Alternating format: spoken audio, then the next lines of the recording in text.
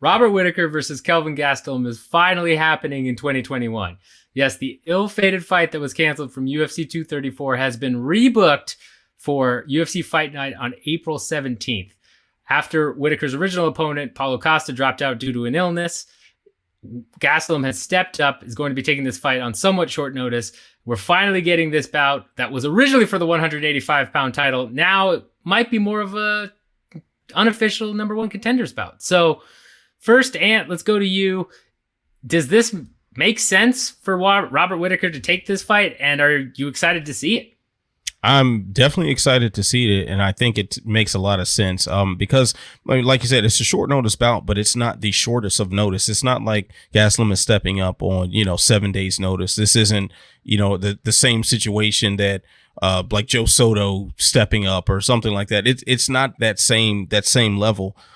So he's going to have a month to prepare for a different opponent. Gastelum will have a month to prepare his body to be ready for a 5-rounder at 185. So I think it makes all the sense in the world. And from a ranking standpoint, definitely makes a lot of sense. You look at 185 and there's not a clear contender for Israel Adesanya. This would pit his two of his most recent wins against one another, and they can have their own stake to fight for the belt again, especially if you're Kelvin Gastelum. If you can get past Robert Whittaker and you are Kelvin Gastelum, do you not want to see a repeat of their first fight, the Adesanya and Gastelum fight? Would you not like to see that again? Whittaker may not have much of I don't think he has a whole lot of support leading into a rematch for obvious reasons, because that fight was so one-sided. But if you take out the guy who Adesanya struggled with the most before, Jan Blachowicz, man, you've really stated your claim for a title shot. So I think it makes a lot of sense for both of them. I can't wait to see it. All right, Drake, do you agree with that sentiment? I don't know. I don't know if it makes sense necessarily. I think that in this situation where it is short notice, that it definitely makes more sense than if they just threw it together right now, because of how, differently their careers have kind of gone trajectory wise since that first fight was made and supposed to happen. And I think that it probably does make some sense situationally, even more so, because if Whittaker was just to wait, sounds like he most likely would get passed up for Darren Till or Marvin Vettori, which, if Marvin Vettori wins, no matter what, I think that is probably a possibility anyways, because he'd be the next guy. He's the next guy behind Whittaker, right, out of everybody. So it wouldn't make sense for Darren Till, just to speak about that, because he lost to Robert Whittaker recently. But of course, Adesanya is very fascinated with having that fight for whatever reason, But that's a whole different thing. So in terms of this fight making sense, I think that there is some logic to it because of the situation and how it came together right now. But if they just threw it together normally, originally, instead of Costa, not so much. But if I'm excited for it, though, absolutely. I was very excited for this fight to happen the very first time, and I was very bummed that we didn't get to see it. I think it was going to be a great matchup, and I think it will be a great matchup now, despite how things have went since that first fight fell through, and the fact that I really, I wasn't that impressed with Kelvin's last win against Heinisch. As I said on the post show, that I thought that Heinisch actually impressed me a little bit more even in defeat than Kelvin. I still think that stylistically, the matchup between Whittaker and Kelvin will be very interesting, even now, considering all that's happened since, as I mentioned. But I very much look forward to it. I'm not at all mad at this happening as the replacement for Costa, but I definitely didn't see it coming, Pat, if you don't mind, let me, if I want to step on your toes a little bit here, apologize. Well, I think it's also important to remember, situationally, how much more sense this makes, considering Till versus Vettori, and then also Kevin Holland and Derek Brunson. Right. You'd imagine if Kevin Holland gets past Derek Brunson and he does something spectacular, or even if he just gets past him, and he just talks enough of that good shit on the mic right after the fight is over with, you think he might just leapfrog everybody. So especially if you are Robert Whittaker and your claim to a title shot is that you used to hold the belt, as opposed to being active and, you know, and taking out someone like Kelvin Gastelum, man, it just makes sense to stay active, stay in people's faces, do something to stay fresh in the minds of the fans and the matchmakers, because otherwise he would get left, especially if we see Kevin Holland do something crazy this weekend. Yeah, and just a real quick, sorry, Pat, you know, I think that's a good point, Ant, because of also you think about Whittaker wasn't the most active champion either. So him being as active as he possibly can be, especially after the fact, that really helps his case. So I think that is a great point that you bring up right there. Go ahead, Pat. All right. Am I yeah. Permission to speak, Pat. Okay. All right. So first of all right, y'all, the disrespect on Robert Whittaker right now is insane. At least from Aunt Rebecca. In terms of deserving a title shot, the man has lost one time at middleweight. Exactly one time at middleweight. He two contenders, Darren Till and Jared Cannonier, the guy that was the clear number one contender, he beat soundly. So he was supposed to get a title shot right after beating Cannonier. Well, let me backtrack that. Dana said he would have got a title shot if he called for it, but he didn't call for it enough, blah, blah, blah. But it was clear he was in line, and he is the clear contender for Israel Adesanya. If you are Robert Whittaker's agent or his manager, I got to say, this is the smartest move, in my opinion, especially because it's a short notice fight. Yes, I think that Whittaker can get past Gastelum, but he is lower ranked. He's beaten Heinisch. Didn't look super impressive in it. I agree with Drake in that. And he's been on a losing streak otherwise. This doesn't do much for Robert Whittaker's case if he beats Kelvin. If he knocks him out in the round one in emphatic fashion, sure. If it goes to a decision, I don't know. He probably still gets passed over anyway. So I think that's a little ridiculous. In terms of other people in the mix, though, you've also got, you know, Kevin Holland. You've got Marvin Vettori, whoever puts on the best performance, I think, probably has the next crack at Adesanya, regardless of who that is. But there is a clear contender there, meritocratically, and it's Robert Whittaker. But that all being said, no, you talked enough, Dan.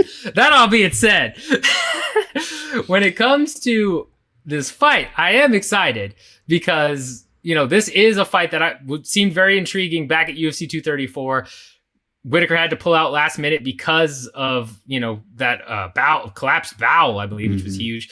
So, I mean, you know, medical emergency there. So I am looking forward to this because stylistically it should be a really good back and forth fight, especially if Gastelum still has it, right? That's a question I have about Gastelum right now is ever since that Adesanya war, he just hasn't looked like himself. And so if he doesn't show up, Whittaker's still Whittaker. He's going to get knocked down at least once, no matter what, because that's what happens. But then if Whittaker shows up otherwise, I think it's a quick night for him. But I am excited for the fight stylistically. But Robert Whittaker should have a crack at the belt right now against Adesanya. And it's clear as day.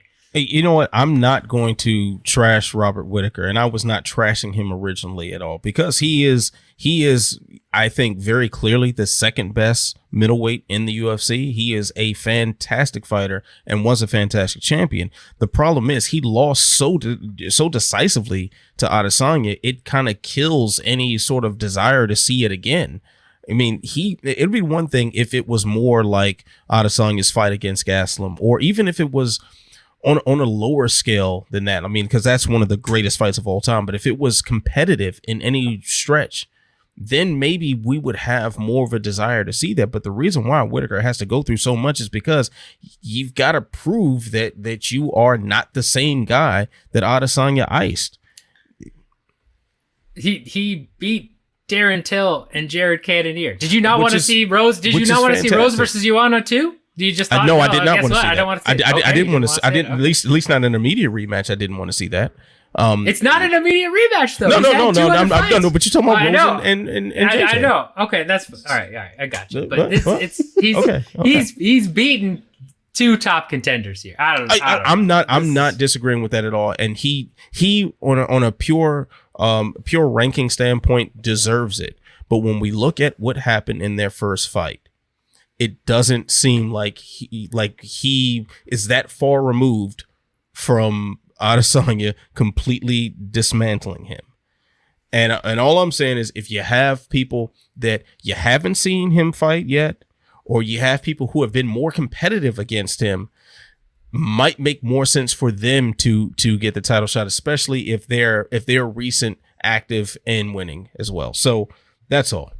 That's all, but Whittaker's got to do that much more. Whittaker's got to do that much more. That's all I'm saying. He's got to do that much more. Right. And Gastelum, even if Gastelum wins, he'll have gone 2-3 or 2-2. But you're also making the grave mistake of thinking that the UFC matchmaking is purely based on who deserves things and who is rightfully there. I'm not making that mistake. I'm saying that there's a clear contender. I'm not saying who the UFC will match up in there.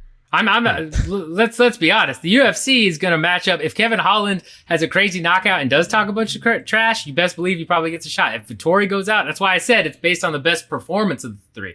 I'm not saying that, but in terms of a clear contender at 185, it who Adesanya should be fighting from an outside the promotion perspective, it's Robert Whittaker.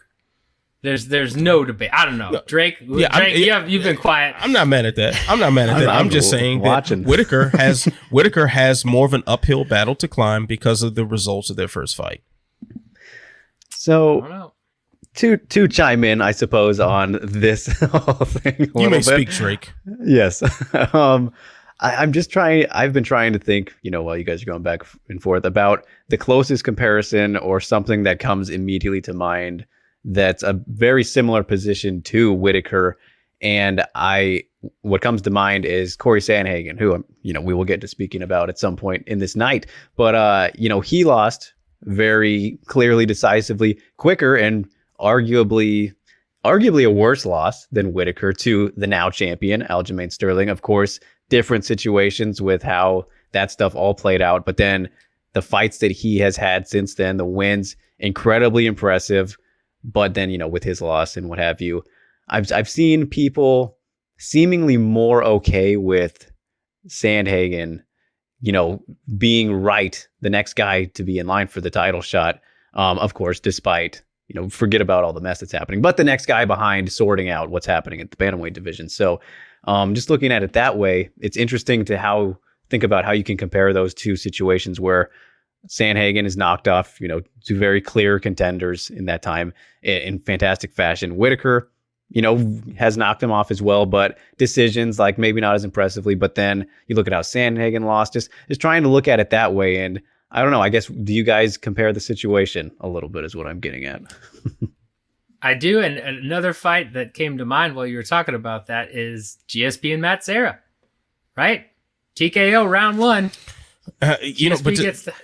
The difference between the GSP Serra fight and Aljo and Corey Sandhagen is how quick those victories were. Right. So Adesanya did have a relatively quick victory over Whittaker, but it lasted longer to where you saw systematic destruction over the course of GSP 1.5 rounds. Serra went 3.5 minutes. Yeah, but I'm saying, when you have a fight that ends quickly, you have a fight that ends that quickly. A lot of times it can be perceived as a fluke. So that might Joanna Rose, for example, exactly, that might give someone just that little bit of hope to be like, okay, at the next crack, if I don't get caught at this moment, then that's kind of the basis of the Dillashaw-Barral rematch even. That, hey, if Barral didn't get caught with that big strike in the first round, well, maybe he would have had his wits about him and wouldn't have gotten completely broken down through the rest of the fight, so they run it back. That sort of mentality. So I think you have, if you get beaten over a longer period of time, you have less to offer as far as hopes for what you're going to do in the rematch. All right. I'll have to go back and rewatch that first round, but I think it's more competitive than you're making the first round of Adesanya Whittaker. Is what you're talking? Yes, the one where Pat thinks Whittaker won the first 4 minutes. Yeah. I think so. I have to rewatch it as well. I just like. I have to rewatch it. Yeah, exactly. It's not how let us know in the comments what you think of Whittaker versus Gastelum. If you think Whittaker is the rightful contender like I do, if you think that it could be anybody, all of that stuff, any of your thoughts on anything we've covered, make sure you hit the like button, subscribe, bell notification. And I'm not going to normally throw it to these guys like I normally do because they stepped on my toes. So enough of that. So Robert Whittaker is the number one contender. It's clear as day. That's it. But also too, we have to keep in mind if Kelvin, I think we have to keep in mind that Kelvin Gastelum's staph infection might emerge as the true winner. If his staph infection comes back, you never know. Yeah, maybe. Blisters on the lip. You remember that. Like, subscribe, share. Tell a friend to tell a friend. Tell that friend to tell 10 more friends. I already said that part. Stay tuned. I already said that part. I think we should keep that all in. That was a great episode.